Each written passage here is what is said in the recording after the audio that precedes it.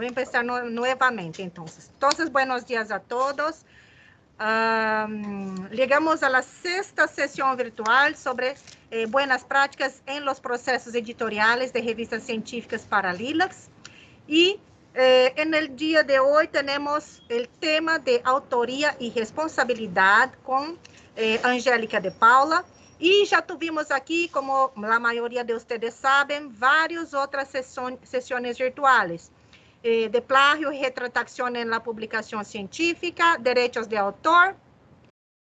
Aquí, como ustedes ven, con la grabación y la presentación que fue hecha, datos de investigación, reproducibilidad de la investigación y publicación científica. Y la primera sesión que siempre es sobre LILACs y sobre todo lo que involucra LILACs, que fue ecosistema de LILACs.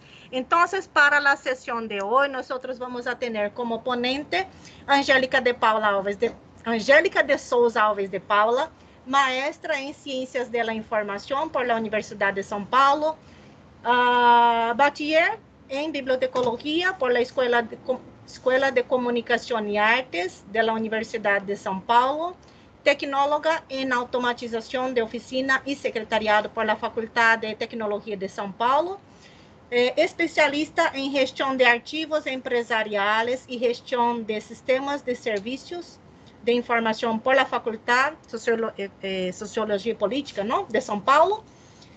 Actuó por 5 años como secretaria editorial en la revista Brazilian Journal of Veterinary Research and Animal Science, y actualmente, en los 2-3 últimos años, ¿no?, está con nosotros aquí en BIREME, y actúa directamente con la evaluación de las revistas científicas para LILACs y monitorea a las revistas que están hoy día para hacer la evaluación de permanencia de las revistas en LILACs. Entonces, con mucha alegría, ya paso la palabra a Angélica para hablar sobre su tema. Muchas gracias. Gracias, Eli. Buen día a todos. Mucho gusto estar aquí nuevamente. Entonces, vamos a empezar, porque hoy es un tema muy importante. Vamos a hablar sobre autoría y responsabilidad, porque la autoría es una de las preocupaciones más comunes de los equipos editoriales, ¿no? A pesar de que ya existen normas y guías para orientarnos, todavía hay muchas zonas grises, debido a que ser autor conlleva importantes privilegios, responsabilidades y derechos legales también, ¿no? Académicamente, sabemos que es clave para el reconocimiento y progreso en la carrera profesional. Y la autoría también es una moneda de cambio, ¿no?, en el ámbito académico, y por lo tanto es esencial para la titularidad, ascensión y adjudicación de becas. Palabras difíciles. Bien, toda la estructura de esta presentación, así como los tópicos priorizados, tienen en cuenta el punto de vista de una base de datos, ¿no? Como somos LILACs, nuestro foco hoy está en el correcto uso de las informaciones que serán mencionadas, ¿no?, visando la indexación de la información. Mas desde o princípio. Primeiro, né, tenha em conta que a autoria de um artículo confiere crédito e tem importantes consequências sociais e acadêmicas, não? Várias disciplinas têm normas específicas, né, diretrizes e regras que regem a autoria para preservar o linaje, a criação e a qualidade de la obra y sus orígenes. Tenga en cuenta aún que los editores son responsables de hacer que las directrices de autores sean transparentes y apropiadas para el medio y el género, y y de defender y apoyar los derechos de autor y las leyes de licencias. Ya los autores tienen la responsabilidad de cumplir las guías específicas de su disciplina en este sentido.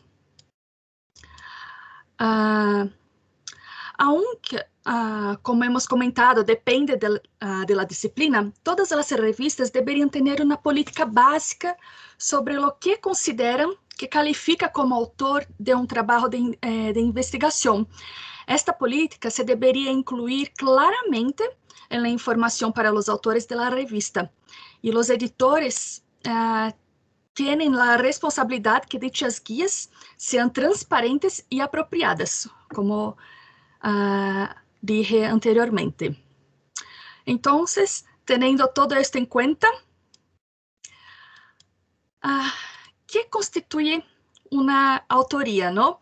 Algunas organizaciones académicas o editoriales de diferentes disciplinas han elaborado sus propios criterios y directrices de lo que constituye una autoría.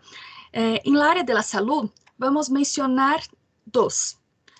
La primera, del ICMJE, International Committee of Medical Journal Editors, recomienda que un autor debe cumplir los siguientes 4 criterios: contribuições substantivas ao conceito ou desenho, ou a aquisição de dados, sua análise e sua interpretação.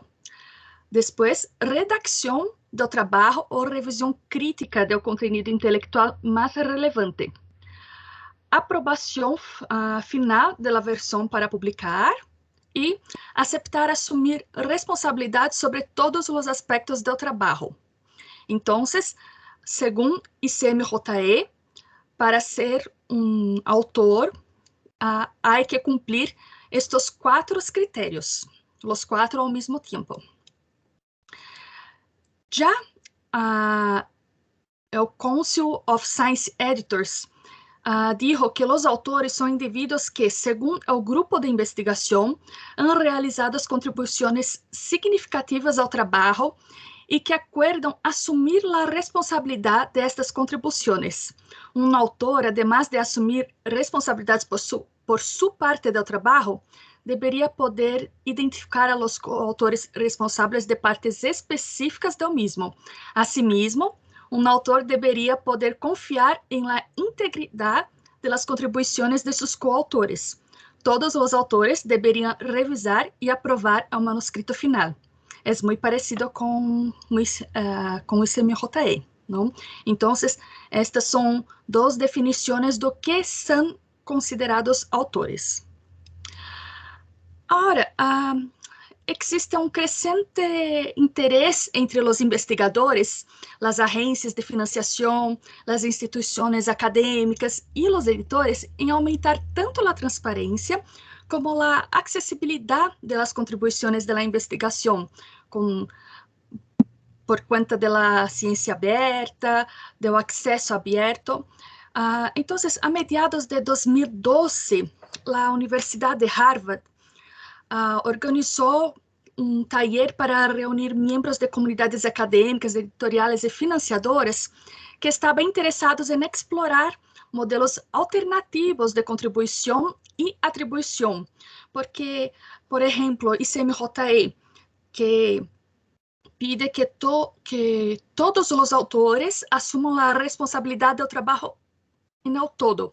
Hoje em dia, há muitos trabalhos e equipos multidisciplinares, e é um pouco complicado que um autor se responsabilize pela parte que cabe a outro autor. Entende? Há muitas controvérsias, não sei se é assim em espanhol, há muitos líos aún com essas definições de autor, pero não vou profundizar en esta presentación. Entonces, con este taller, después de él, y trabajando inicialmente con un grupo de editores de revistas principalmente biomédicas y miembros del ICMJE, se estableció un proyecto piloto para desarrollar un vocabulario controlado, ¿no?, de roles de contribuyentes que é o vocabulário controlado, é a taxonomia, não? Que poderia usar-se para descrever a gama típica de contribuições à produção acadêmica publicada para a área biomédica e ciência de maneira mais ampla. Então, o objetivo era desenvolver uma taxonomia que fosse prática e fácil de entender, minimizando ao mesmo tempo o potencial de uso indevido.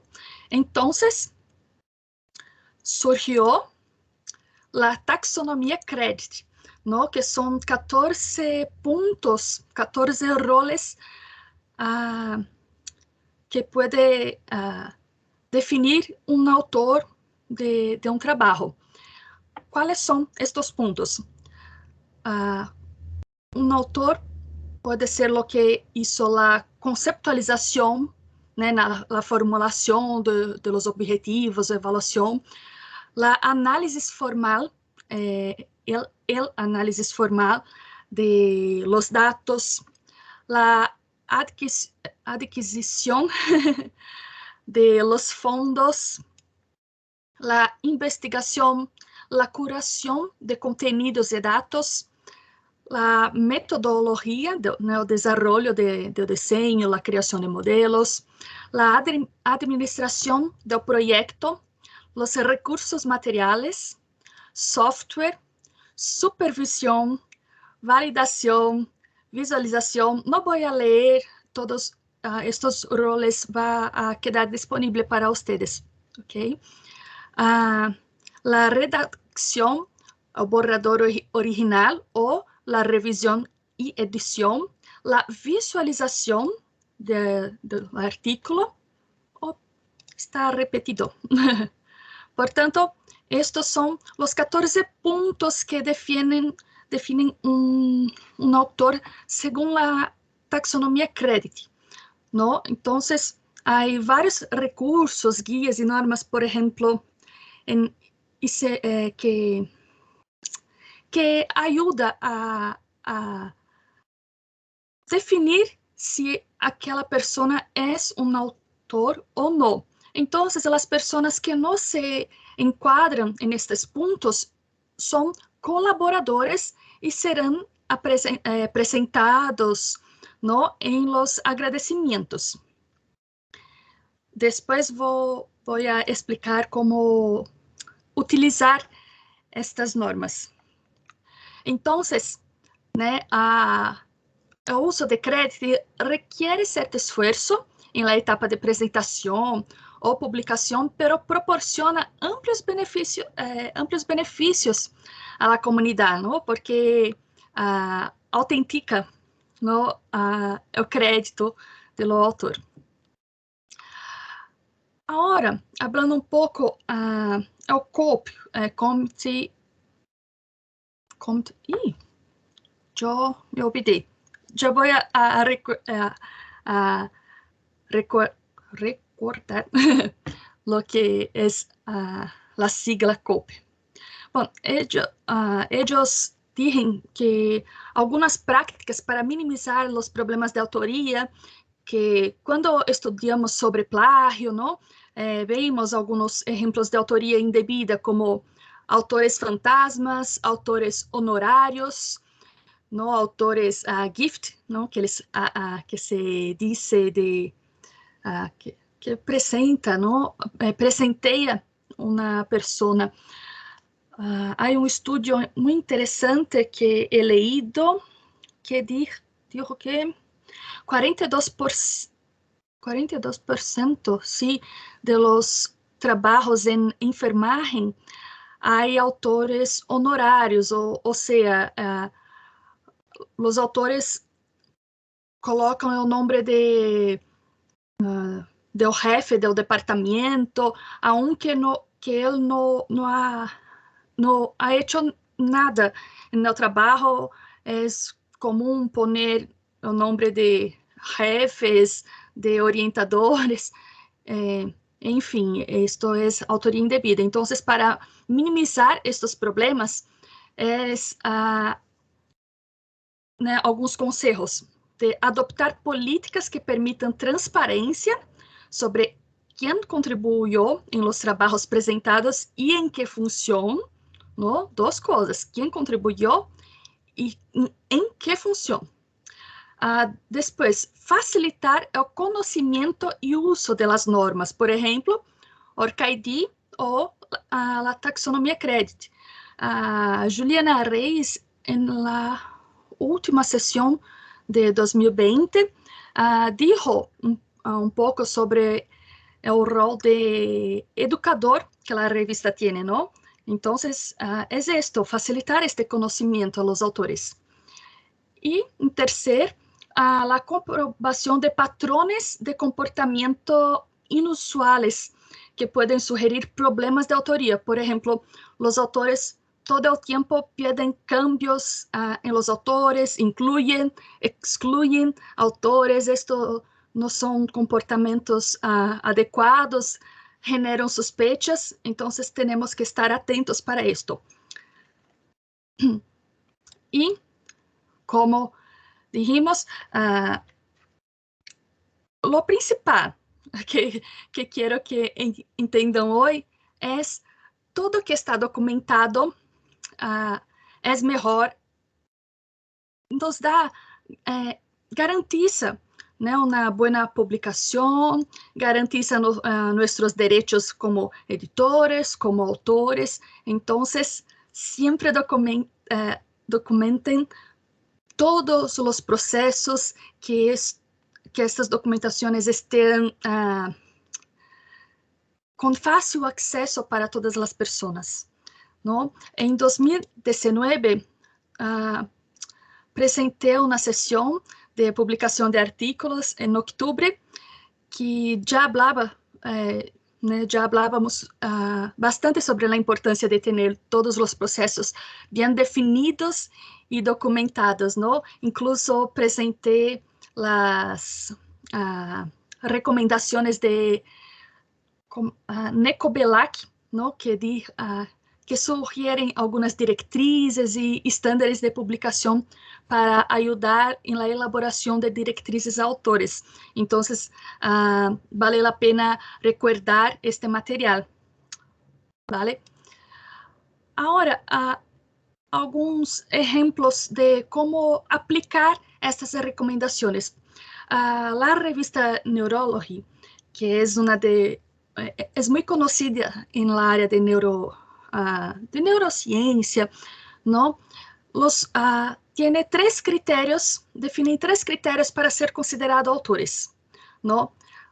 Para ellos, son autores los responsables por lo diseño o conceptualización del estudio, o análisis o interpretación de los datos, y o redactar o revisar el manuscrito para el contenido intelectual. Observen que los dos primeros, diseño y análisis, derivan del criterio número 1 del ICMJE, ¿no? Y el tercero se deriva del criterio 2 del ICMJE. La aprobación final, né, que es el criterio 3 del ICMJE, se recibe de autores en el seguimiento, né, electrónico de la revista durante el proceso de revisión, ¿no? Todos hacen la prueba de autores, todos concordan con la versión final. Entonces, no es aquí en el primer momento una obligatoriedad, ¿no? Então, por eso solo se necesita uno de los tres criterios para calificar a una persona para la autoría. Entonces, ¿qué quiero decir? Que puede utilizar el ICMJE, el Council of Editors, pero puede aplicar de la manera que sea más adecuada para su revista, para su contenido, su formato. Pero si utiliza el ICMJE, uno de los criterios, siempre mencione, utilizamos el criterio tal, o critério 2 do ICMJE que dije, né? Sempre há que ter transparência em estas informações. Espero que esté claro, estén compreendendo lo que estoy diciendo. he estudiado mucho estos últimos días para la presentación de hoy. Tengo mucho contenido en mi cabeza, pero es difícil resumir un poco y ser objetiva, pero al final, si aún tiene dudas, vamos a aclarar mejor. Bien, el COP, aún no me acuerdo el significado de la sigla, perdón. Ellos dan muchas contribuciones, sugerencias para los editores, para las prácticas editoriales, y ellos recomiendan que la revista debería plantearse, né, a solicitar a todos los autores que firmen declaraciones de autoría como condición para publicación, né? Entonces, la declaración debería incluir, né, que cumplen los criterios dispuestos en la política de la revista. Otra declaración de que no se ha omitido ninguna otra persona merecedora de figurar en la autoría.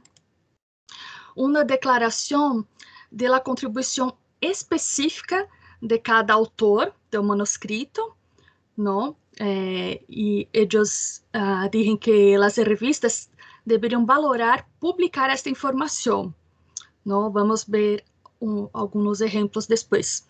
Y también una declaración de que cada autor asume su responsabilidad en relación con la integridad del manuscrito. Aquí difiere del ICMJE, que todos los autores asumen la responsabilidad de la integridad del artículo. COPE sugiere que cada autor assuma la responsabilidad por su propia parte del manuscrito, ¿no? Entonces, la sugerencia general es: pidan para que los autores hagan declaraciones, firmen esas declaraciones para que estén garantizados de cualquier problema que pueda haber futuramente, ¿no?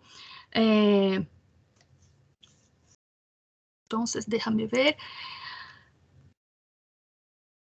Y quien no cumple, né, con estos criterios se puede citar en la sección de agradecimientos.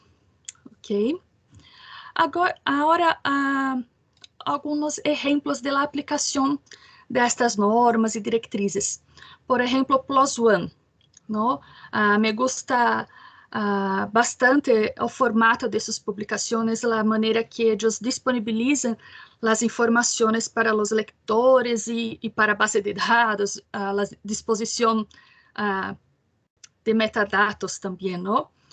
Entonces, hay una sección, déjame apuntar, hay una sección solo de los autores, donde hay el nombre, la contribución y los roles conforme a la taxonomía CREDIT.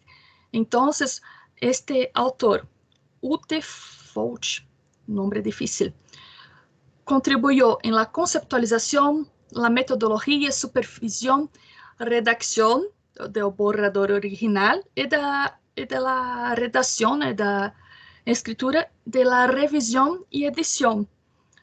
Entonces, está muy claro aquí cuál es lo que caracteriza a esta persona como autor de este artículo, ¿no? Y es importante destacar aquí también que al adoptar la taxonomía CREDIT, esto se incluye en los metadatos también, ¿no? Lo que significa que esta información es legible por máquina, ¿no? Y se puede pasar a otros sistemas, pero también podemos usarlos esto en un texto sin formato, que voy a mostrar más adiante. Entonces, quien utiliza XML, por ejemplo, o JATS, ¿no? Ya hay campos específicos para completar con estos 14 roles de la taxonomía CREDIT.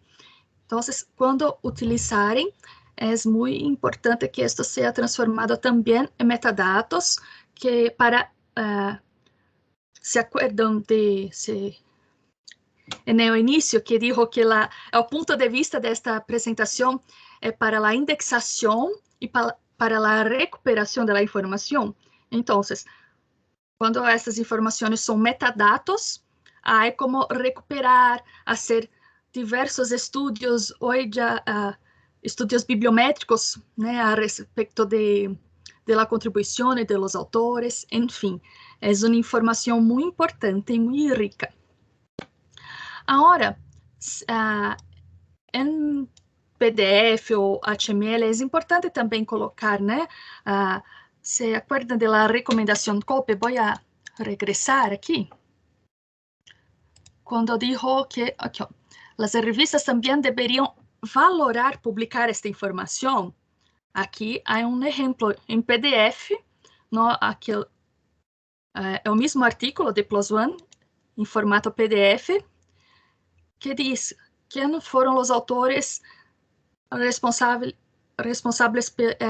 por el análisis formal. Ellen Mullow, pela aquisição de financiação, Robert Passion, la investigação, Ellen e Valerie, é difícil. Então, todas essas informações estão bem aclaradas, ok? Outra situação que deve ser prevista é estar em las autorias, em la política de autoria, critérios de autoria adoptados pela revista, são os cambios de autoria, não? Deve estar muito claro, redigido, que quais são os processos para añadir um autor adicional antes da publicação, ou eliminar um autor, agregar um autor depois que o artículo já foi publicado, ou eliminar depois que já foi publicado. Isto deve estar bem claro, não? De maneira bem clara em las diretrizes, quais são os processos adoptados por la revista em estas situações. E COPE, mas uma vez mais, tem muitos flujogramas, não? Diagramas de flujo, de sugerências de como manejar as situações em cada caso, no em casos de solicitação de añadir ou excluir antes ou depois de la publicação do artículo. Então, temos muitas ferramentas, no, a nossa disposição. Não necessitamos inventar a rueda novamente. E agora, falando um pouco sobre os metadados, no? Quando dijo sobre a recuperação desta informação. Há uma série de metadados que a revista deve proveer adequadamente. A primeira, e isto deve estar em las diretrizes para autores, né? Refuerzo esta recomendação.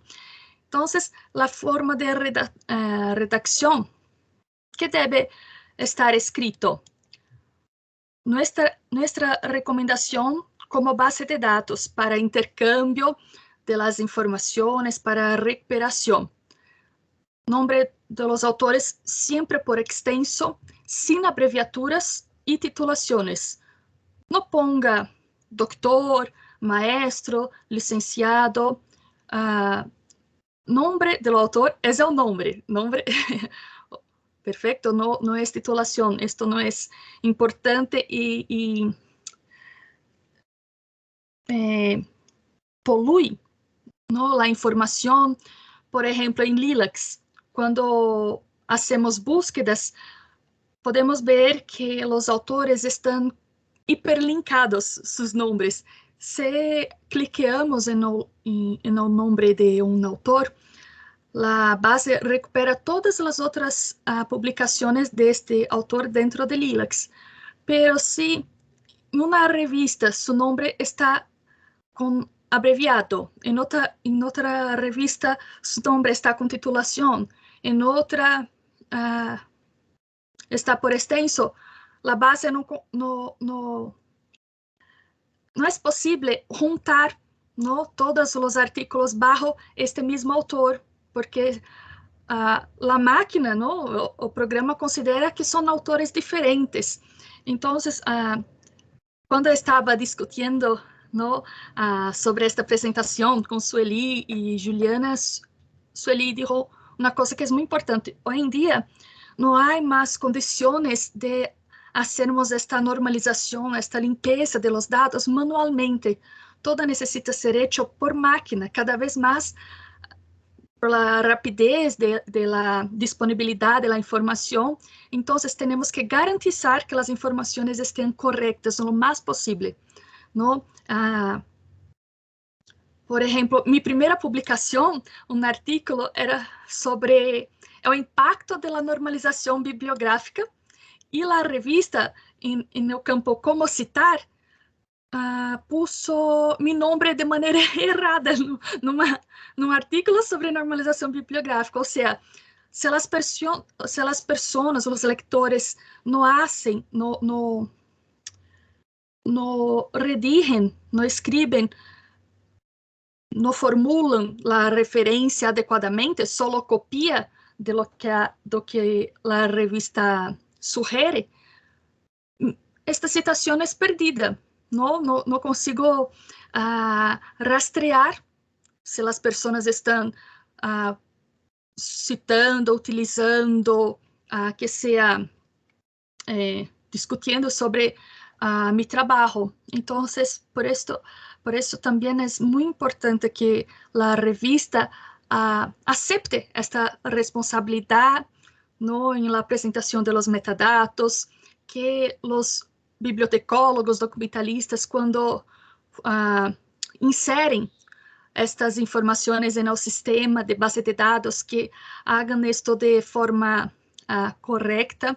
Não é uma grande responsabilidade, como dijo no início, que a autoria é tema muito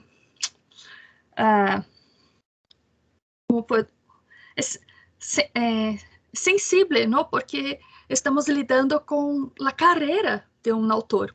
Então, os metadados, quanto mais adequados, melhor. Vamos insistir nisto.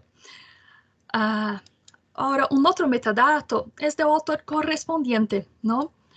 Hoje em dia, já não se requer a direção, não? Só o e-mail, o correio eletrônico já é suficiente para isto.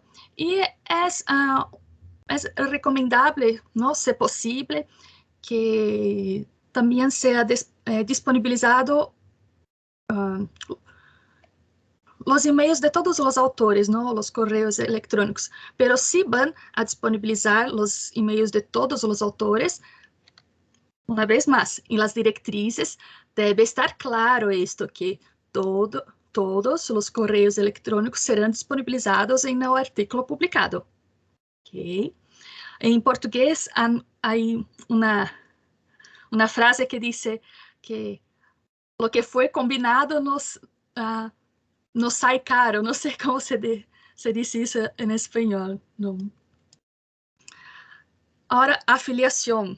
É um dolor de cabeça este metadato. Nuestras recomendações. Não há normas que digam que ser assim. Não. Uma vez mais, estamos falando de um ponto de vista, de uma cosmovisão de base indexadora. Então, recomendações para a afiliação. A identificação deve vir agrupada em linhas distintas e os nomes e afiliações, né, são relacionadas entre si por etiquetas, ou seja, aqui é número sobrescrito. E me huyó a palavra em espanhol. Que é número ou símbolo sempre relacionado. Quando proceda, a identificação das instâncias indicará as unidades hierárquicas correspondentes. Se recomenda, né, que as unidades sejam apresentadas de maneira descendente, ou seja, universidade, faculdad, departamento.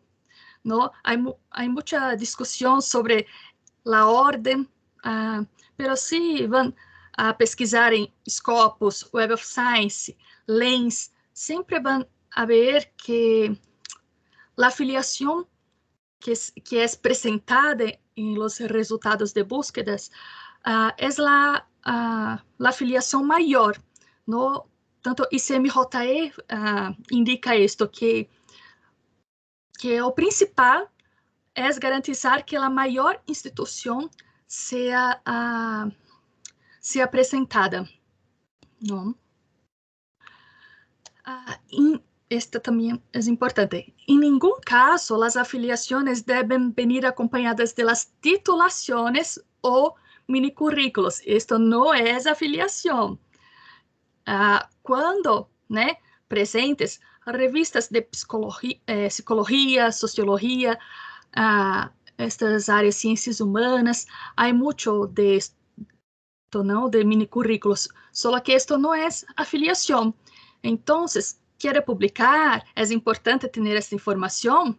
Ok, pero estas informações devem ser publicadas separadamente de las afiliações. Isto é como uma nota do autor, pode colocar em la última página, ao final do artículo, pero é diferente de afiliação. Afiliação é a instituição que o autor está ligado para a publicação do trabalho dito, não? Então, a direção do autor correspondente deve ser apresentada por separado, né? Pode vir ao final do artículo. Muitas vezes, o nome junto com o e-mail, com a afiliação, é muito confuso a apresentação gráfica de isto, não? Então, é importante que todas as informações de los autores estejam juntos, um bloco. Estas são as informações dos autores. Aqui. Estes são os nomes, um bloco. Estas são as afiliações, outro bloco. Estes são os contactos, outro bloco. Estes são as contribuições, os roles, outro bloco. Não?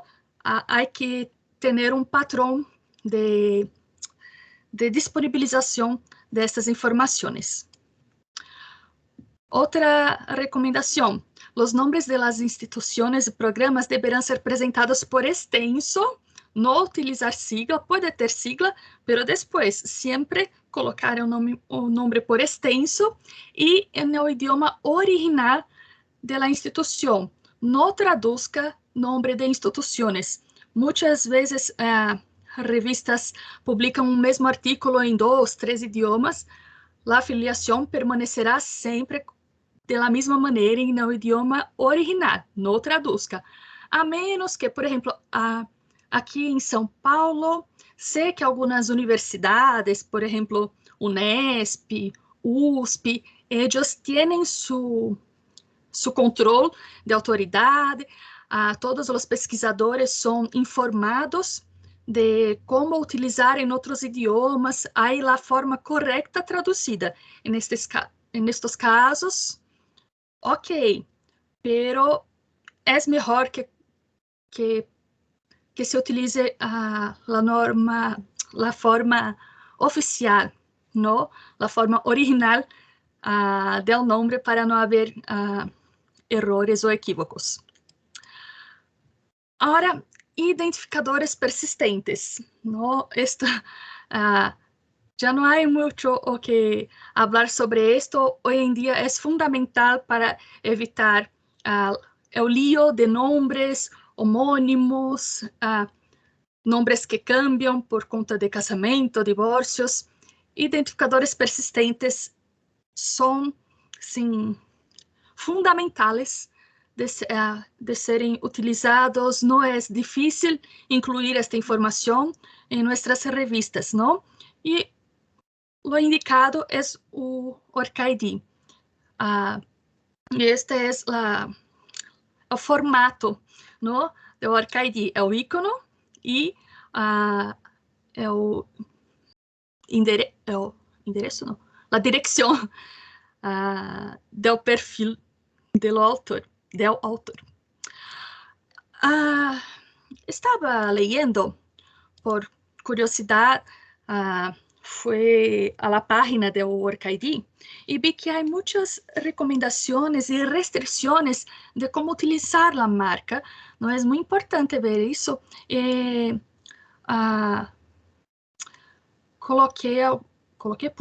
Puse algumas recomendações importantes aqui, né, que destaco. Não permita que os usuários, os autores, durante a submissão, copiem ou escrevam seus OrcID. No, é melhor que isto seja campo controlado, na lista controlada, llenada previamente para não haver equívocos neste relleno, não? Rellenado? Perdão. É como quando hacemos a conferência das referências. Não é só verificar se o formato da referência está adequado. Por exemplo, primeiro nome, depois apelido, depois o título. Não, há que buscar a informação original para ver se as informações estão corretas. Ao mesmo com OrcID. Sempre haga a conferência da informação que o autor disponibilizou. Vá hasta a página da OrcID e confira se este número é o correto. Ok? Não é permitido referências a OrcID sem usar o ícone. Então, OrcID pide que não colocar. As palavras estão olhando de minha mente. Não só apresentar a direção, né? A direção. Sempre há que colocar o ícone antes. Não como neste exemplo. Sempre ícone e depois o texto.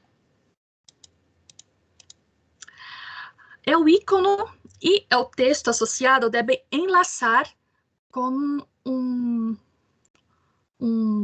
URL. Sempre há que estar hiperlinkado, não é só um texto. Os íconos só devem usar-se para perfis autenticados. Por isso, a importância de verificar se aquele número está correto, se é um perfil de hecho, não? E a recomendação é utilizar aquele formato que mostrei da direção completa. E por que utilizar uma URL completa? Ajuda a los robots rastreadores, né, de motores de búsqueda a reconhecer el ID como uma URL resolúvel. Também, uma direção URL completa é sencilla de copiar, fazer referência ou vincular a direção URL e compartilhá-la com outros usuários. O uso do padrão de URL familiar reforça que os identificadores são um vínculo persistente. São um vínculo e identificadores persistentes. E o protocolo HTTPS genera confiança na segurança e privacidade dos IDs OrcID. Okay? Todas estas informações foram retiradas da página do OrcID. Agora, outros metadados, conflito de interesse e financiamento. Estes metadados, estas informações, são consideradas informações de los autores, não do artículo. São informações de los autores. E estes campos poderiam ter uma sessão exclusiva à sala de ellos. Pero, sin embargo, hoy traremos as seguintes recomendações. Aunque los autores declaren no tener conflicto, né, o no haber financiamiento, estas sesiones siempre deben aparecer en el artículo, ya sean en HTML o en PDF. Entonces, siempre deben aparecer en el artículo estas sesiones. Un ejemplo, financiamiento. La presente investigación no ha recibido ninguna beca específica o los autores declaran no tener conflicto.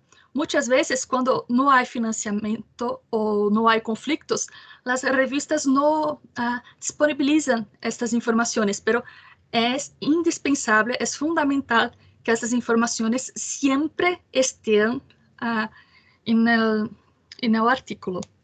Perfecto. Y los agradecimientos, que son cuando aquellas personas que no cumplen con los criterios que fueron establecidos por la revista, ¿no? Que pueden ser citados en agradecimientos, pero recomendamos que quienes figuran en esta sesión también firmen declaración de conformidad, ¿no? Ya que el agradecimiento podría implicar que el individuo avalió el manuscrito, ¿no? Entonces, para garantizar también, siempre solicitar una declaración. Juliana ha comentado con nosotros que ya hubo líos de esto, de las personas estar en los agradecimientos de un artículo y ni siquiera saber de esto. Entonces, siempre que aparece un nombre en el artículo, se resguarde. No sé si existe esto en español, ¿no? Tenga todo documentado, ¿no? Y finalizando, quería agradecerles por la oportunidad. Es un tema que puede ser puede ser más profundizado, es muy importante y espero que tenga sido relevante para todos y vamos a las dudas, aclarar todas las dudas. Hoy las palabras están un poco misturadas, cambiadas en mi mente, perdón.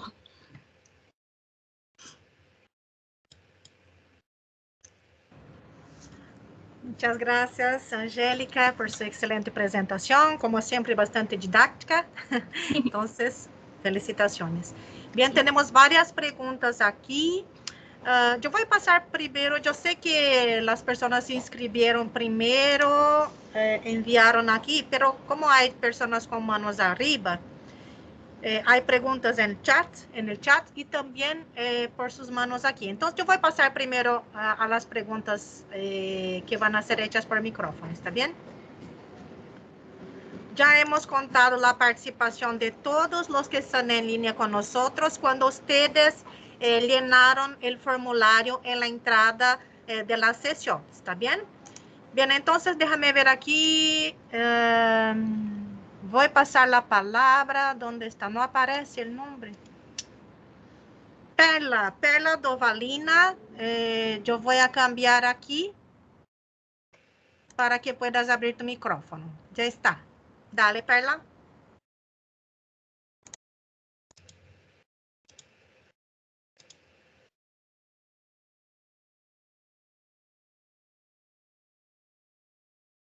Perla, tú estás con su mano arriba. Tú puedes hacer su pregunta ahora. Bien, entonces yo voy a pasar una pregunta que está en el chat de Ninoska Flores. En algunas revistas tienen un formulario donde describen los diferentes tipos de contribución y que se identifique cada uno. ¿Esto sería una buena política?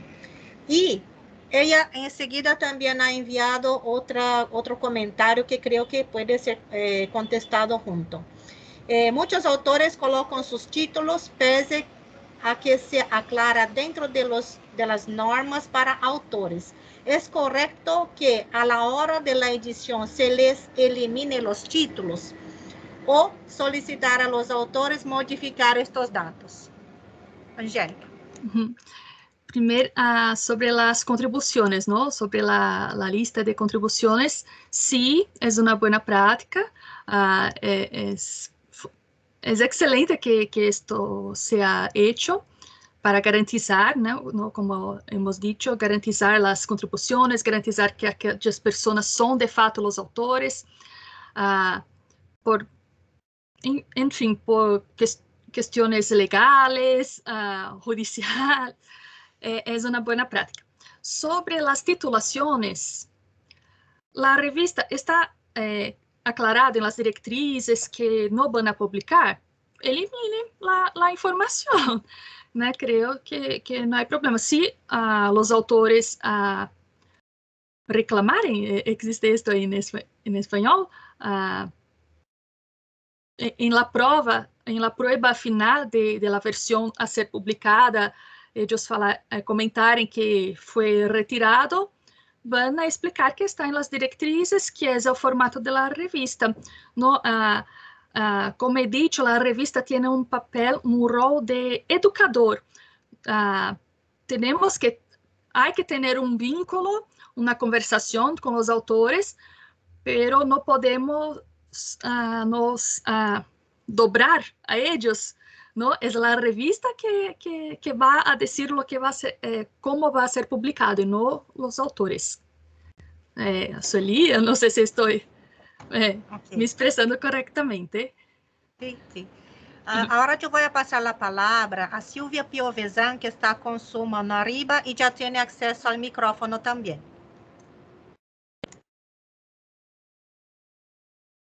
Está cerrado, Silvia.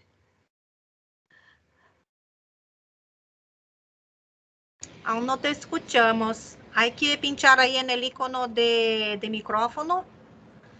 Yo creo que está ahí en la parte de arriba. Hay 4 iconos, uno de salir, después de compartir la pantalla y después a la izquierda el icono de micrófono. Pero por lo menos para mí aparece de esta manera.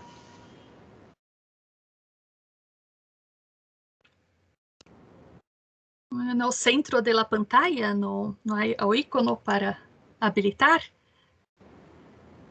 No, ¿qué está ocurriendo? Hoy Pela también dijo que no escuchamos a ella. Ahora Silvia no logra.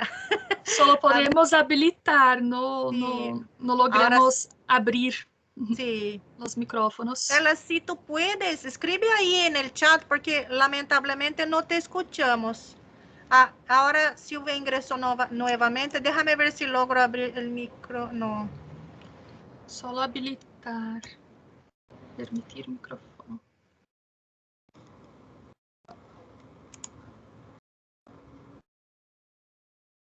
¿No? A ver, ahora sí me escucha. Ahora sí. Bueno, no, la pregunta era con respecto a la taxonomía de los 14 puntos que definen la autoría. Si eso quedaría en criterio de cada revista que acepte los 14 puntos, o quien adhiere a dicha taxonomía debe exigirle a los autores que cumplan con los 14 puntos para considerarse autor. ¿Me expliqué lo que quise decir? Lo digo más lento. Sí, no, sí, cada revista tomará los puntos que considere que son necesarios para ser autor, o que si se adhiere a la taxonomía CRT, tiene que tomar los 14. Entonces, si puede tomar todos. En el caso de la taxonomía CREDIT, son los 14 puntos. O sea que si uno en la revista pone, adhiere Sí, la taxonomía son los 14 puntos. Ya los criterios como ICMJE puede escoger cuál utilizar. No hay que tener los 4 al mismo tiempo, pero la taxonomía exige los 14. Exige los 14. Y muchas veces, esto no son los editores que que determina esto, ¿no? La orden de los autores, ¿no? Esto es definido por los propios autores, pero una recomendación es poner en la orden de los criterios de los 14 puntos, ¿no? Muchas veces hay dudas de cómo ordenar los autores, entonces, primero el autor del punto 1, que es me olvidé, pero la orden de los La puntos contribución, creo que era. Sí, aquellos 14 puntos, la orden que la taxonomía ofrece puede ser la orden de los autores. Bueno, muchas gracias. Por nada. Gracias, Angélica. Ahora yo voy a pasar dos preguntas que están aquí en el chat. De Rodolfo Morrison Jara, ¿está bien? ¿Es posible ser un autor de un artículo si no se participó en la redacción del escrito, pero sí en la redacción del proyecto de la investigación? ¿Quedó clara esta pregunta? Sí. Va a depender de los criterios adoptados en la revista que se quiere publicar este proyecto, ¿no? Este trabajo completo. Es importante decir que la revista no va a decir, por ejemplo, usted es autor, usted no es.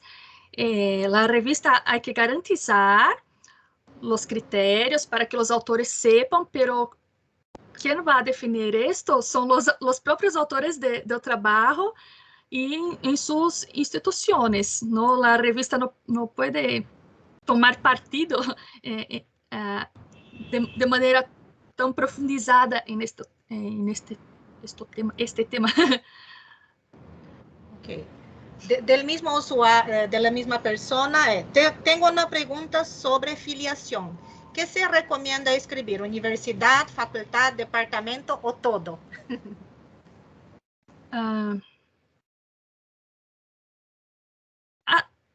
La recomendación es escribir hasta 3 niveles. No hay una regla de cuántos hay que publicar, pero hay que tener un patrón. Por ejemplo, hay 5 autores en el artículo. Un autor solo hay un nivel. Al segundo autor hay 2 niveles. No, si se va a publicar en su revista 3 niveles, todos los autores hay que tener 3 niveles. Si tienen, obvio, ¿no? Si no tiene, no hay cómo colocar, pero hay que tener un patrón de cómo presentar, un patrón en el propio artículo y en el fascículo de cómo presentar estas informaciones. No sé si me fiz clara. Creo que sí. Ahora voy a pasar la palabra a Juliana Takahashi, que es la próxima que está aquí con su mano arriba. Déjame ver aquí.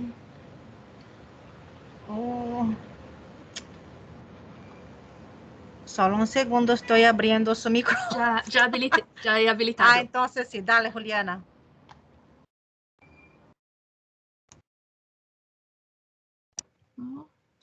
Está habilitada. Ahora es só abrir el micrófono. No, qué extraño. No sé qué está ocurriendo, ¿eh? Una vez más, permitir. ¿Y ahora?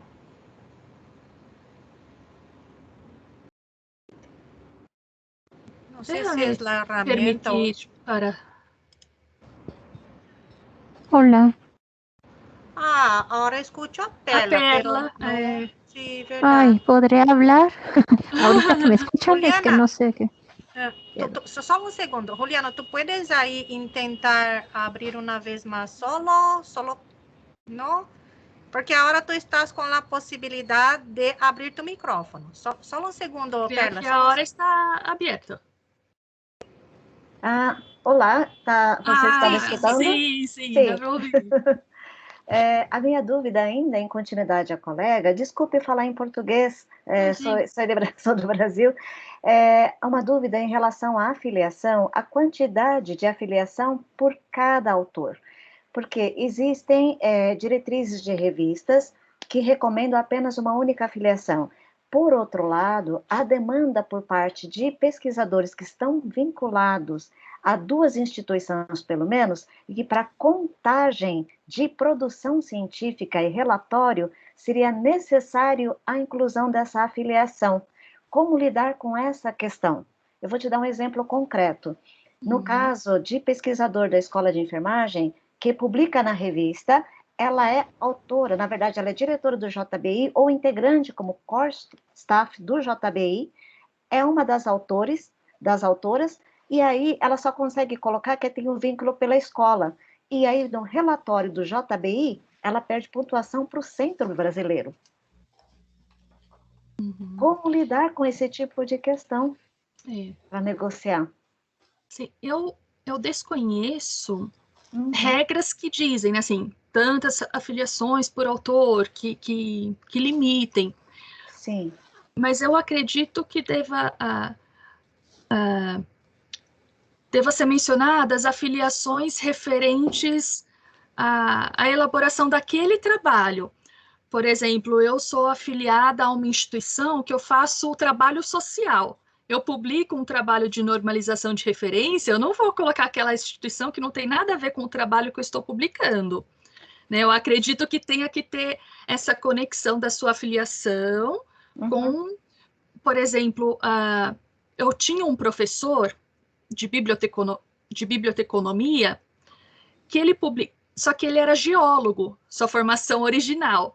Ele publicava artigos na geologia, mas colocava o departamento de biblioteconomia como afiliação. Não tem conexão, então não é correto, né? Eu acho que precisa ter esse bom senso do autor, né? Mas eu acredito que a revista limitar ou falar essa afiliação entra, essa não, é um pouco delicado, né?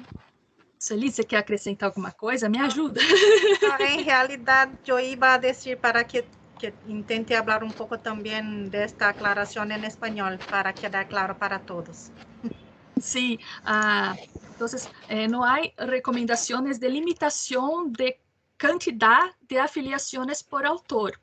No, lo importante si un autor está vinculado a más de una institución es que él mencione la institución que haga conexão com o trabalho publicado, não? Com aquele artículo. Eu apresentei um exemplo de um professor que tive na faculdade de biblioteconomia. Sua formação original era em geologia, e ele aún publicava nessas revistas de geologia, pero como estava profissionalmente vinculado à faculdade de biblioteconomia, ele colocava lá a afiliação de biblioteconomia num artículo de geologia. Não há conexão nestes temas. Então, há que ter esta sensibilidade de perceber, pero enquanto editores, enquanto revista, creio que é um pouco complicado limitar ou estabelecer qual é a afiliação, não? Podem dar suas opiniões também. É um debate, não há regras neste sentido. É uma discussão, não? Como que se diz, aprendizagem em conjunto. Gracias, Angélica. Solo también me gustaría comentar, ya que me preguntaste, es que en LILACS la afiliación que va a ser incluida es la primera, ¿verdad? Porque nosotros tenemos, entonces sí, el trabajo está vinculado a una área, la institución que va a entrar es la primera, no interesa si es la que está vinculada con el tema del artículo. Entonces, por eso es tan importante vincular el tema del artículo con la afiliación o proyecto donde se desarrolló el estudio, ¿no? Entonces, por esto es que en LILACS la afiliación que va a ser incluida es la primera que aparece. No, nosotros no hacemos aquí una distinción si está vinculado, la afiliación está vinculada al tema del artículo. Por eso es tan importante también, al incluir la afiliación, que ya esté en primer lugar la afiliación que está vinculada con el tema. ¿Okay? Yo voy a pasar la palabra a Perla, perdón por no pasar, pero ahora creo que ya puedes hablar en el micrófono. Dale, Gracias. Perla. Buenos días a todos. Angélica, muchas gracias por la presentación, me resultó muy clara. Respecto a las ascripciones de lo que están comentando, bueno, me gustaría decir que considero que lo correcto sería que los autores tomaran la ascripción guiándose por la institución que les haya dado las facilidades para llevar a cabo su investigación, porque pueden tener 2 o 3 trabajos más, pero la institución que les facilitó todos los medios para que llevaran a cabo esa investigación es la que debería de ser mencionada en el artículo. Correcto. Y yo tengo una pregunta sobre los metadatos de autoría, específicamente en los nombres. Hay ocasiones en que ellos nos piden que se registre solamente un apellido o nombre cuando tienen 2. A razón de ello, ahora estamos implementando el uso del ORCID ID para garantizar que ellos de alguna manera puedan enlazar con este identificador toda la lista de sus artículos. Ellos crean ese ID y ahí colocan sus nombres. Entonces, mi teoría sería que así como aparece en el ORCID, así deberían de registrarlo en los artículos. Pero, ¿qué recomiendan hacer cuando el nombre con el que se registraron en el ORCID es distinto al que nos están pidiendo como revista considerar? ¿Qué sería ahí lo idóneo hacer? Sí, ORCID, aquí en Brasil tenemos la plataforma Lattes y en este perfil hay todas las posibilidades de cómo el nombre de este autor puede figurar en los artículos. Por eso creo que lo ideal siempre es poner el nombre completo, no por extenso, para no haber dudas. Pero la vinculación con ORCID elimina estas dudas, ¿no? Ahora, por ejemplo, en LILAC, en el campo de nombres, siempre ponemos el apellido, después el nombre, ¿no? Coma y el nombre.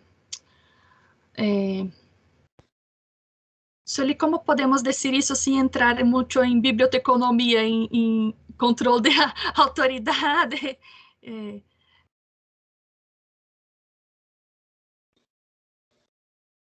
Está cerrado su... No sé. Porque os próprios autores devem ter o costume, ¿no? De sempre poner sus nombres de la misma manera em todos os locales que eles publicam, ¿no? Entonces creo que uma forma educativa por meio de la revista es pedir que eles disponibilicem su nombre completo, creo, ¿no? Esta es una pergunta difícil. Sí, creo que sí. Juliana Reis, se tiver considerações para nos ajudar. Déjame ver aquí, no sé si puedo pasar a la próxima pregunta. Tem uma pergunta pequena de Nádia, se é afiliação ou filiação. Em português, é afiliação. Filiação se relaciona com padre e madre, não? Mi filiação é mi papá Jorge e mi madre Damares. Agora, afiliação é institucional, ou quando somos sócios de uma sociedade, associação, e creio que em espanhol é de la mesma maneira, não? Afiliação e filiação. Ok. Bien, yo voy a hacer otras preguntas, pero si ustedes tienen ahí más comentarios, es que ya pasamos del horario. Jacqueline Alger, he visto algunos artículos en los cuales solamente se coloca el icono del ORCID con el enlace incluido. ¿Es necesario incluir ambos, ID y dirección? Estéticamente es un poco desordenado cuando hay mayor número de autores. Gracias por sus comentarios. Sí, yo también também prefiro quando é solo o icono. Eu visualmente não creio que é melhor, é mais bonito, pero según OrcID, não lá como utilizar a marca é necessário utilizar os dois, o icono, mas o endereço, o texto, a URL completa. Depois vou deixar em minha apresentação o hiperlink da página com estas recomendações.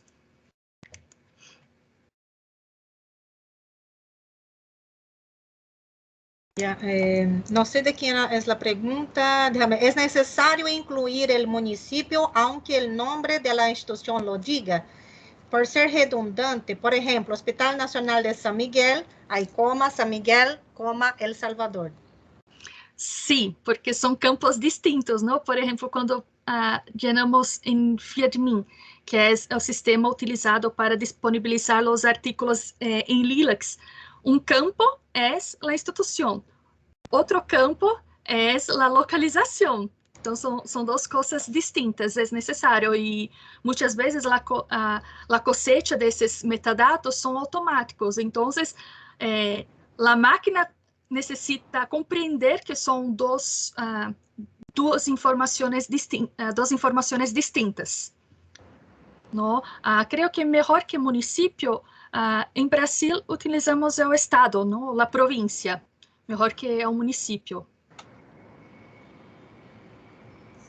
Sí, déjame ver aqui se há mais perguntas. Há comentários aqui que são de revista Baiana, creo que coincide el mismo tema. Lusitania. Sí, Lusitania. En la revista Baiana de Salud Pública no estamos acostumbrados a inserir el icono. ¿Hay algún problema cuanto a esta utilización? Creo que es la misma pregunta, entonces ya hemos contestado. Gracias, Lusitania.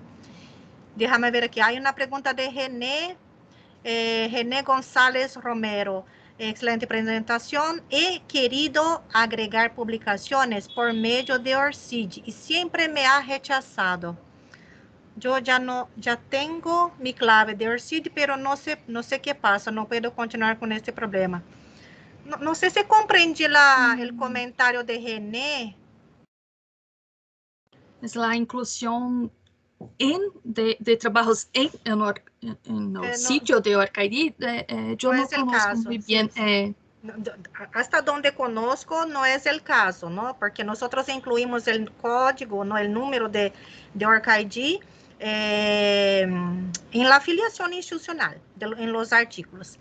Déjame ver aquí, es que hay varios comentarios, yo estoy intentando leer todos aquí. Déjame ver aquí. Julie Milena Galvez y Jiménez. ¿Hasta dónde es necesario que cada revista exija un documento sobre participación de cada autor? O sea, ¿qué actividad realizó cada uno? Depende de cuánto quiere estar garantizado, ¿no? Cuánto quiere estar seguro de estas informaciones. Creo que es una buena práctica, ¿no? Tener estes dados firmados. Sí, no es obligatorio, pero es una garantía para la propia revista. Sí, una buena práctica, ¿no? Hay un comentario aquí de Leonardo que habla así. La taxonomía Credit no define quién debe ser considerado autor, solo cómo fue como la persona colaboró, ¿no? Sí, entonces, sí. Creo que no es un criterio de autoría. Criterios de autoría son aqueles, por ejemplo, de la revista Neurologia. De neurologia, mas aquellos son criterios. La taxonomía son los roles de quien son considerados autores. Sí. No sé si esta pregunta de Perla ya pasó. Tengo una duda sobre los metadatos de autoría, específicamente en los nombres. Ellos piden en ocasiones que solo se registre un apellido o nombre. A razón de ello, estoy usando el DOI para garantizar que los autores puedan enlazar sus publicaciones a este ID. Sin embargo, ¿qué recomiendan hacer cuando el nombre con el que registraron el ORCID es distinto al que están pidiéndonos considerar? Creo que foi o que comentamos, não? Já comentou, ok. Não é uma resposta cerrada, não?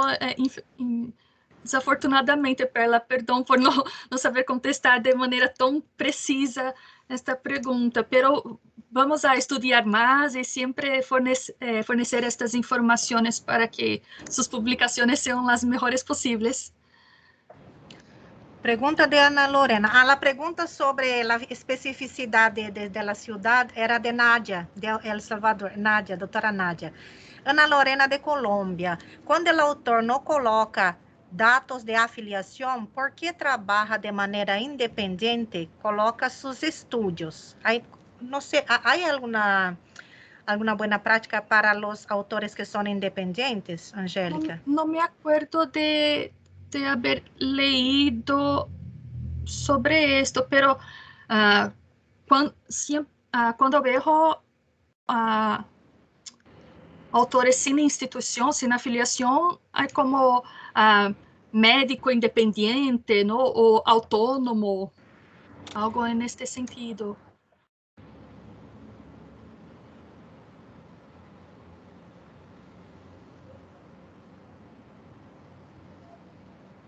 Ou investigador independente. Creo que hemos pasado todas las preguntas aquí. Si no, después nos escriban. Déjame ver, también ya pasamos la palabra a todos. Angélica, ¿tú quieres hacer ahí algunas consideraciones finales? Ai, são muitos temas, muitos assuntos dentro deste tema, não? Muitas minúcias. Creio que hemos visto o panorama mais amplo e podemos depois profundizar em cada um de eles, se tiverem interesse, não? Sí. Bien, Angélica es colaboradora de Bireme, entonces si ustedes tienen dudas que quieren enviar a nosotros, nosotros vamos a intentar contestar lo más pronto posible, y también si tenemos dudas también ahí siempre recurrimos a los estándares. Entonces para ustedes es importante que ustedes accedan a estos estándares que Angélica ha mencionado. Y no hay como, siempre vamos a tener dudas cuando empezamos la aplicación, ¿sí? Entonces, por esto me gustaría agradecer a Angélica por su presentación, porque demostró la aplicación, ¿no? de estos estándares que estamos hablando, y felicitarla por este contenido tan importante. Muchas personas comentaron aquí en el chat, no he hablado para no alongar más. Bien, ahora pasamos para la evaluación de la sesión de hoy. Angélica, ¿tú puedes incluir ahí las preguntas? Esas preguntas ustedes no tienen acceso, esto es solo para nosotros, a las respuestas, pero es una evaluación del contenido de la sesión, ¿está bien? Siempre hacemos esta evaluación en las sesiones.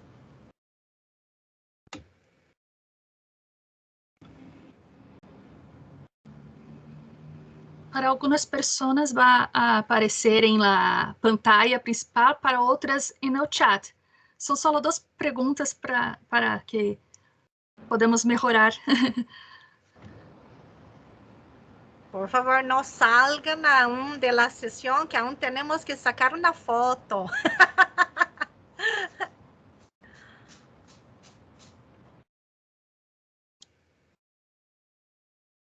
A Jaqueline hizo un comentario aquí. Los DOI que no están activados no son reconocidos. Una vez que los DOI están activados, no debe haber problema. Si aún no accede, hay otro tipo de problema como error en la información. Creo que es un comentario para René, no sé. René, sí. Sí. Gracias, doutora Jaqueline. Es que yo no estaba comprendiendo bien la pregunta de él. Doutora Jaqueline es nuestra maestra también, ¿no? Nuestra profesora, aprendemos mucho con ella. Ay, qué bueno, veo doctora Leonardo ahí con nosotros. Ya tenemos 38 respuestas. Creo que podemos pasar para la próxima, ¿no? Ay, perdón, yo no vi la pregunta, no apareció para mí. No. No, Ah, yo iba a leer para usted, pero no apareció. ¿no está la en el pregunta chat? para mí. ¿O Chat, déjame ver. No, no. Ah, hay- ahora sí, una otra pregunta. ¿Qué tan relevante fue el contenido? ¿Está en el chat?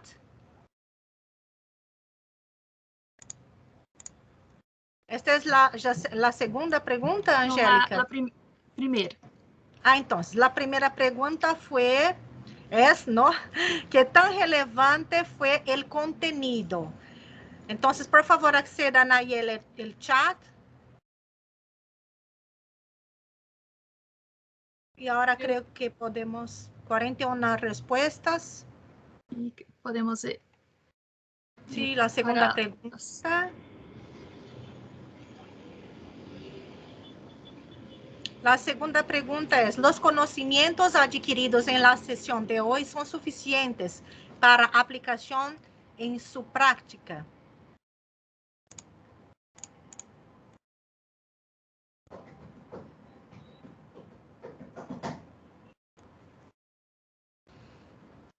Lucy, ¿tú tienes alguna pregunta antes que pasemos a la... Déjame ver aquí, yo voy a abrir tu micrófono. Ah, já está habilitado, Lucy? Não sou. Ah, não? Tô aprendendo muito. Ah, es que estás con tu mano arriba. Por engano, vou abarrar. Ok. Bien, entonces, muchas gracias a todos que participaron de esta sesión. Y ahí invito a ustedes para que abran sus cámaras. Déjame ver, pero deberemos profundizar, ¿verdad? Ay, qué linda. Una de las partes que más a mí me gusta es ver a ustedes ahí que están participando con nosotros en estas sesiones virtuales, porque siempre estamos hablando con ustedes, pero muchas veces no sabemos quién son. Entonces, muchas gracias a los que abren sus cámaras ahí para que podamos conocer a ustedes. Bien, entonces ahora yo voy a sacar una foto bien linda. Y ahí pido que abran ahí una sonrisa. Una foto. Solo un segundo más. Yo voy a sacar otra foto para garantizar. Sonrisa nuevamente. Ahí está. He sacado 2 fotos. Entonces, queridos, muchísimas gracias por la participación en esta sesión. Si ustedes tienen dudas, por favor nos informen, envíen correos a nosotros. Yo creo que ustedes están en el grupo de editores donde nosotros siempre enviamos a ustedes las comunicaciones. Si no están, envíen un correo a nosotros, bir.lilacs@pajo.org, para que nosotros podamos incluir a sus correos electrónicos en esta lista de discusión que hay, bir.lilacs@pajo.org. ¿Ok? Entonces, muchísimas gracias y nos vemos en las próximas sesiones. Chao, chao.